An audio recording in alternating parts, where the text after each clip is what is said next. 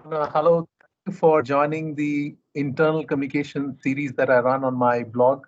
I've done about 34 of these interviews with leading thought leaders on internal communication. So, really appreciate you taking the time. Um, Before we begin, if it will be great if you could kindly introduce yourself to our viewers. Absolutely. Thank you, Anisa. Thank you for this opportunity. And I think it's really great interacting with you and, through you with so many other, practitioners in the space. And I think I've been seeing what you've been doing, and it's a great resource for everyone. And so happy to be a part of that. So thank you for this again. To introduce myself, so I'm Bhavna, and I currently work for BASF in Hong Kong.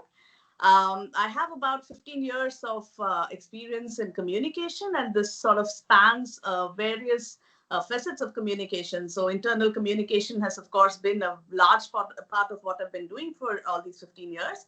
But I've also done a lot of other things like external communication, media relations, crisis communication, change communication, and leadership. And of course, crisis communication. So I think I've really had the good fortune of having so much of experience. I worked both on the agency and corporate side. So my initial foundation years were in agencies. Right. I moved to the corporate side after about 7, 8 years on the agency. And again, in India, I worked in Bangalore, a little bit in Delhi, in Mumbai, and then now I'm in Hong Kong. So I also have experience in working with multiple sort of cultures and geographies. So I'm very happy to have done this. Yeah. Fantastic. Yeah, I know, and I love the breadth of experience, and also the fact that you were on the agency side and you moved. So again, you have that understanding of what works on either side of the fence, so which is fantastic. So let me begin by asking you the question of what is your definition of internal communication? How would you define it? So for me, I think I wouldn't really have a classic standard definition, but for me, what internal communications is I think really the DNA of any organization, Mhm. and because it's not just about one-way communication or leadership communication, which usually is a large part of internal comms, but I think it also facilitates. Employee pride, it facilitates things like belonging, to the employees, and then how do you communicate what the vision and mission of the organization and the leadership is, and vice versa. I think it also sort of enables two-way communication. So for me, it really forms the DNA of the organization. Yeah. Fantastic. And how does it get practiced? So when it comes to the nitty-gritties on the ground, so how does it get practiced in your current organization? So I think our organization here in Hong Kong is pretty large. We have about 450 employees. It's the regional headquarters. Mhm. In the process, so if I was to just sort of drill down a little bit more from a organization perspective to the business that I work on, Mhm. and we have employees all across Asia Pacific. So I could Right. probably take that, and that sort of is reflective of also how the internal comms at BSF at large works. Mhm. We work very closely with different types of colleagues. So we Mhm. have colleagues who are in sales, we have colleagues who are in technical research, we have colleagues who are in manufacturing, Mhm. and we have colleagues from different parts of Asia Pacific. So it's Mhm. actually very interesting to work in such a setup, because Mhm. not only are you talking to people from different cultures, different backgrounds, Mhm. it becomes really interesting to understand how people perceive things Mhm. in geography versus another, in one job role versus another. Right. So really working closely with the leadership team, with HR, to also define what internal communication is, what the leadership communication is, what is the culture of your particular organization or the team. I think these are some of the facets that I enjoy, and Mhm. I'd sort of push it up a little bit to from my business level to BSF, the corporate level. It's the same, and I Mhm. also do this at a global level at Right. BSF. And the great part is that internal communications has a very strong seat. Uh, Mhm. and there's a huge network of internal communicators. So it's not just seen as just, okay, let's just do this one thing because it's meant to be done, but it is given a Right. lot of due focus here. Fantastic. I mean, that's great to hear that, internal comms has a seat at the table and you are getting the kind of leverage that it deserves. So it's great to Yeah. hear that. So if you could share an example or a case study of, a campaign or initiative that you are proud of, which you have worked in the recent past. Yeah. So I think for me, this is something very dear because I've worked on this particular kind of campaign across my job profiles and organization. And that again shows how important of a topic this is. And I'm talking about culture and change communication here. So recently, even in my current profile, I'm working on a campaign for all of Asia Pacific colleagues where we are Mm, defining the culture of the business, which of right. course is in line with the culture of BSF at a global level as well. And it's super interesting because again, like we were just discussing, it's maybe easy to just say that, oh, these are the 5 behaviors we live by, or these are the Yeah. 5 believe in, but operationalizing it and taking it down to the last person and Right. people belonging again to various backgrounds, to various job roles, and different cultures perceive these very differently. Right. I been the biggest learning for me, and to understand what works, for example, in Korea wouldn't work in India, and how they Mm, see it differently versus how somebody in Japan sees this. So I think this for me has been a great learning, and though I've done this before as well in terms of change communication right. in India, and there of course we had very similar sort of mindset, even if it was different cities, but Mm, this at a regional level, and right. getting people to first of all buy into something like this, and not Right. just because it's another initiative that's being rolled out from, say, corporate, but to Yeah. really buy in, to understand what they think and feel, Yeah. and then to sort of bring it all together and share stories and best practices is, I think, most important. Mm, And this case that we're working on, we've been doing precisely that. It was not really a top-down push right. because really culture is top-down, but in Mm, this case, we wanted to make it both top-down and bottom-up. While the right. whole initiative was started more from a leadership level, Mhm, we made sure that we got feedback from everybody across the region, from at different levels, and mhm, then went back to the drawing table to say that, okay, if these are the 5, for example, behaviors we want to stand by, what does it mean for each of us in each region? And then we put that together, came up with a complete plan on how mhm, we rolled it out. And then we had various phases. We had a phase where we sort of, thought about this whole thing, conceptualized it. Then we mm, had the thoughts and recognition phase. Then we had the phase where we had kept, implementing it throughout. So it's like I said, it's been great to learn about something like this and to be able to add value in a program like this, because usually it is driven by HR, right. but internal communications plays a very, very important role here, especially when you work in conjunction with HR. Fantastic. And if you could share, how did you measure the success of this particular campaign? Yeah. So I think for us right now, it's still ongoing. And usually, culture campaigns or change campaigns or programs would take at least 2 to 3 years to Correct. be able Yeah. any sort of impact or change. Right. And so right now for me it's too early to look at the measurement, but of course we do have certain things that we keep doing to Right. check the pulse of people, to see Right. how they respond. So do they really remember these? For example, we have things like sharing success stories, uh, Correct. which are based on these behaviors that we have committed upon. So, how many people respond to this? How much do they understand when it comes to this? So, that's one thing that we keep sort of noticing. And then the second thing is that we also have a lot of rewards and recognitions. Right. So, how are people driving this at their team levels and at their business unit levels to Mm, say, are they really recognizing people based on these behaviors? We right. also have something called spot, recognition, where if I see someone from my colleague or peer or my team doing something which is in line with the behaviors, then we instantly recognize them with a little e-card. So we Okay. also are sort of tracking how many people are using these e-cards. So basically, we don't do this in a policing manner, but just to see that, is it really something that people are taking notice of? Do they believe in it?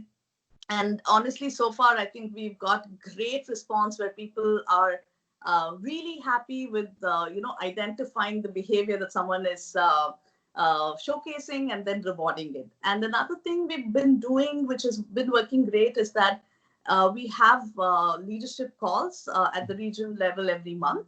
So Okay. we invite one or two people from different regions to come and share some success stories with the leadership team. Uh, Uh, are based on behaviors. And here we see a lot of entries, a lot of enthusiasm where people want to come and share. And I think these are the small measures of success as we go along. uh, At a later stage, we will do a lot more to understand how much it seeped into the culture of the organization. But like I said, I think these are more qualitative in yeah. nature and also more long term than immediate or short term. Yeah, it sounds like a very well thought through campaign and a well constructed program. So well done to that. Thank you. What exactly? I mean, when you look at internal communication, managing it, what is according to you the biggest challenge internal communicators face today? Yeah, I think there are a couple of things. One is your how much does your organization and your leadership believe in internal communication? Because I think that forms a major part of what you do. And if they don't believe in it and they don't believe that you can make a difference through it, that is a huge challenge. And I think if that challenge is something that you can cross over, I think Right. the it is something that you work with. And these are operational challenges which you probably have with every job. But in something like internal communications, it's very easy for organizations or leaders to turn around and say, but why do I need this? Or do Mm. I, especially in this kind of a situation where there is cost cutting and, looking at, not spending on anything, people can just turn back and say, but oh, we can just maybe park this and we come back to this later, and we don't see a value in this. I think that is the most challenging or most scary sort of situation for an internal communication expert to be in. But it also shows that in a situation like this and also in a larger setup, I think people are recognizing and realizing more and more how important internal communication is and how important it is to have the channel with their employees, and then also sort of reverse channel back into management and leadership and the organization, because this is where I think you build a lot of transparency and Yeah. trust. Yeah. And without it, I don't think anybody these days wants to work in an organization which doesn't look at these aspects. Right. And people are becoming more aware of this, and therefore I think internal communications is also getting more recognized. Fantastic. So a related question to that, what do you think is the biggest opportunity you see for internal communicators? I think I would just turn that around. The Yeah. opportunity, the fact that you can play such an important role, and you can work so closely with the leadership, the management teams, the organization, because I think very few people get this chance to work Mm. so with the decision makers or the influencers. And in this case, the internal communication people have a very special place. I Right. think these are times when you can actually go tell your leader or your organization saying that, hey, I'm the expert here and I think you're going wrong. And people are taking notice. And I think that's the great opportunity that you can really create a difference. Fantastic. Yeah, and going back to our earlier part of the conversation where you talked about, seat at the table. And so, what are some of the ways in which internal communicators can add more value to the business? What do you think? What steps can they take? Yeah, I think for me, being part of a large business unit and also taking care of internal communications, some of the things I've noticed is that firstly, it's very, very important to understand your business and your business, the objectives of your business. Mm. it's important to understand the employee spread and the employee base. What Right. kind of colleagues are you working with? Where are they placed? Which backgrounds do they come from? Mm. So these are important to understand. And then working very closely with your leadership team. I keep Mhm. saying leadership because I think in internal communications, it's very important that you are able to bring out a lot of what the leadership is planning for the organization or the business, and then Right. also back the other way Right. around.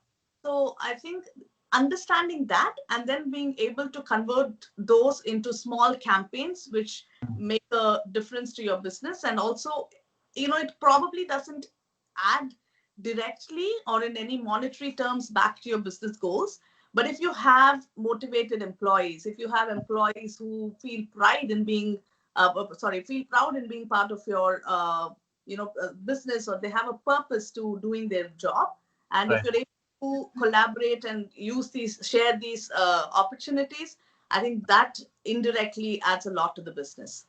Fantastic. And while you go about your work, what do you think what are some of the core key skills that internal communicators need? Because of course, the domain has evolved over the years.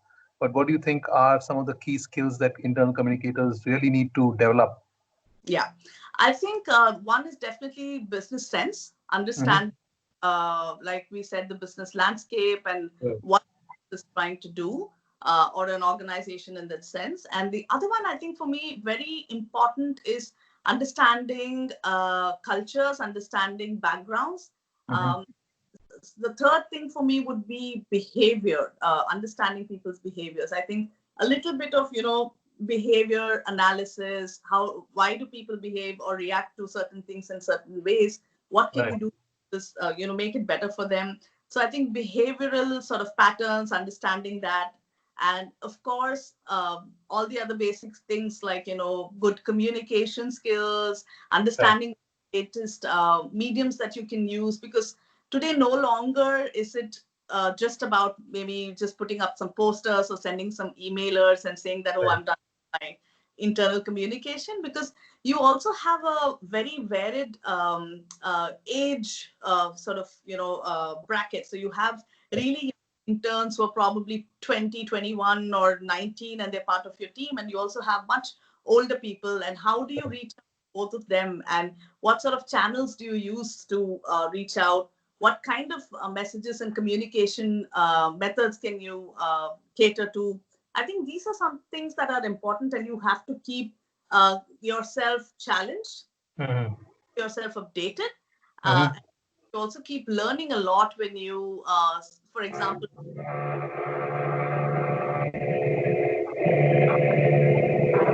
Um, just hold on. I think there's. Yeah, can you hear me? yes. Okay, I think sorry, there's some drilling happening in Ah, the build neighborhood.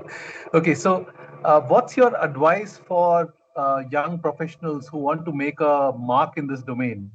And related to that, when it comes to women in the workplace, and again, being a woman leader, what's your advice for women who want to make a mark in this particular domain? So, what's your, how do you recommend?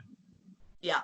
So I think the first part of the question about young professionals in this field, I would say that treat this as a special field. Don't treat this as something like, oh, I can do ABC and then also maybe internal communications as an add-on, because it's not that. It Yeah. has a very important and special role to play, and I think one should recognize that, and also think about the fact that this can be a special field in itself, and it has Right. a lot of art and science behind it. It's not just a simple thing to do. Right. So if anybody is interested in pursuing this field, I think it has a lot of opportunities, and going forward, it will have a lot more importance Right. in organizations. So I think look at it that way. Look at it as a mainstream opportunity is something that I would like to leave with the younger professionals who are coming in. Now, coming to women leadership again, to me, honestly, Anisu, at least I've been fortunate maybe throughout my career not to have any sort of setback because I'm a woman.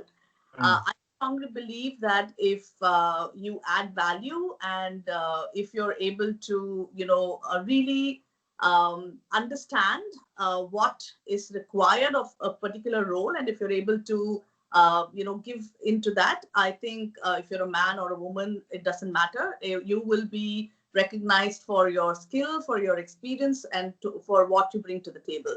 And for me, I think this is a classic example of being given a chance to go back to BSF, because this is my second stint, and I think also getting a regional role from being in a country, and I think it's pretty much that you keep delivering, and I think be bold. Don't think that, oh, I'm a woman. How is it going to be perceived if I say something, or can I be aggressive?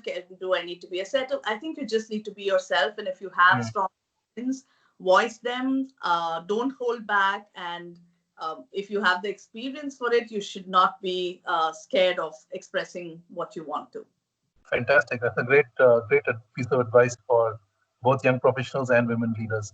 Now, there's this pandemic going on right now, and of course, likewise, there are many other crises which happen. So, how should internal communicators, approach this topic, and what should they be doing differently?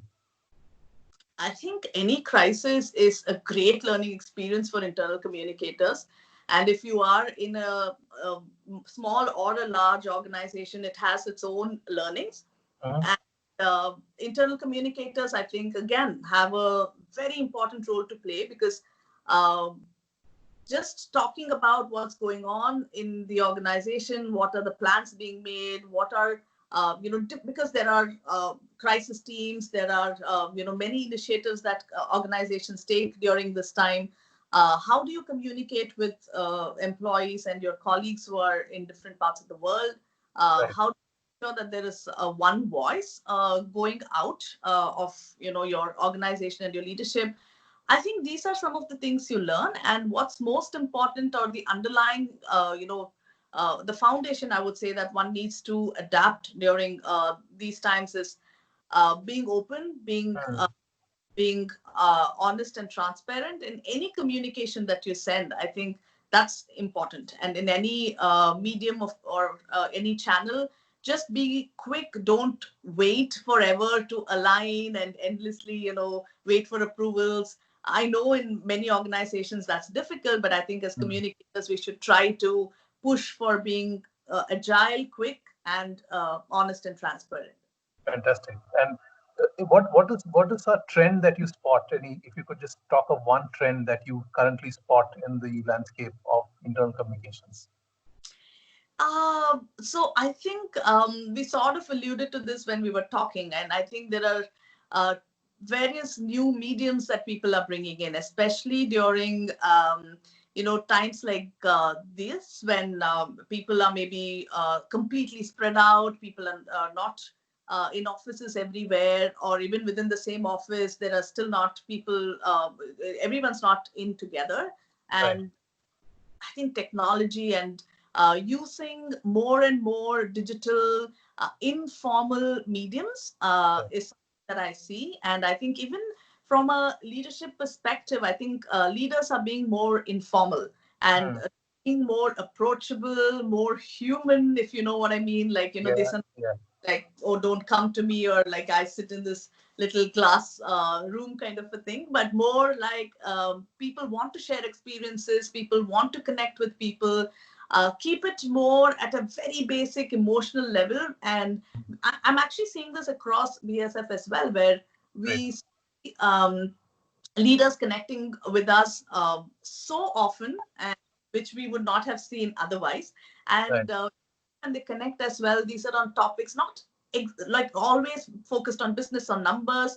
It's actually talking about things like, they're asking us, how are you doing? Are you feeling okay? Are your families all right? And then they're talking to us about their experiences on what they're going through and what they're doing. And I think there's also fun that people are having these days, Yeah. because you don't get to see each other, and then you're all confined. Yeah. So lot of things about having these little challenges, and or then we have teams like who are dressed similarly, and they come together and have a little Zoom party, and they send Sure. us videos or pictures. So I think the clear trend here is using more technology and digital medium. And to me, what really stood out is the fact that people have let their guards down and Mm. being more informal, more approachable, rather than just following like the straight jacketed. Oh, I need to give a message. I'm a leader, or I need to give a certain message. I need to wear a suit. I need to stand and give like very serious messages. So Yeah, those things are broken, and I think that's a great way to go forward. fantastic. And as we wrap up, just wanted to ask you if there was one aspect of internal communication that you'd like to revisit or change, what would that be? Hmm. The fact that again, to me, I get very agitated when somebody says that, oh, but internal communications, what is it? It's so small, anybody can do it. It's just about sending some emails or putting up some posters. That really gets my gets me going. For me, that is where I would make the change. And Right. we some of the aspects of how we could, make changes and be really valuable. And I would say that if I was ever asked, I would never say that. Oh, let's just club internal communication with an administrative role, or and just make this one. I have nothing against any other roles. Everybody plays a very important part in an True. organization. Yeah. To internal communications deserves a special place, and I think that is something that I would keep working on. Fantastic. I think these are really great insights. I'm sure you've been a great advocate of internal comms, trying to push the case, trying to make sure that people appreciate it. So thank you Right. so much for taking the time to do this. Really, really appreciate it. Thank you so much. No, absolutely, Anissa. Like I said, it is a great privilege for me, and especially talking to someone like you, who is also a great advocate of internal communications. And I think the kind of work that you're doing and the material you're putting out it's amazing, and it's nice to connect with someone like you. So I guess we can always learn from each other. Thank you so much. Appreciate it. Just hold on. I'll